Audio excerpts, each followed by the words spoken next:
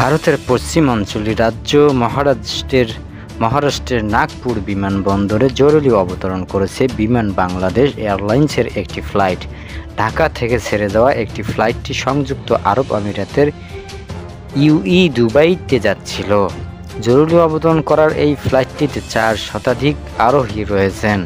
ভারতীয় বার্তা সংস্থা পিটিআই-এর বরাত দিয়ে বৃহস্পতিবার এক প্রতিবেদনে এই তথ্য জানিয়েছেন সংবাদ মাধ্যম দ্য হিন্দু। সংবাদ মাধ্যমটি চলছে ঢাকা থেকে দুবাই যাওয়ার পথে বিমান বাংলাদেশ এয়ারলাইন্সের একটি ফ্লাইট 396 জন যাত্রী এবং 12 জন ক্রু সদস্য মহারাষ্ট্রের নাগপুর বিমানবন্দর জরুরি অবতরণ করেছে বলে কর্মকর্তারা বৃহস্পতিবার জানিয়েছেন।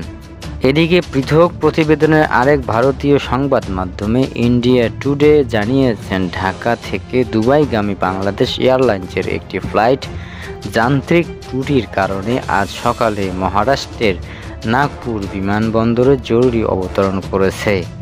নাগপুর বিমানবন্দরের পরিচালক আবিদ রুহি বলেছেন, প্রযুক্তিগত সমস্যার কারণে বিমানটি অবতরণ করতে বাধ্য হয়। ফ্লাইটের সব যাত্রীকে অবতরণের পর নিরাপদে নামিয়ে দেওয়া হয়েছে বলে ওই কর্মকর্তা জানিয়েছেন।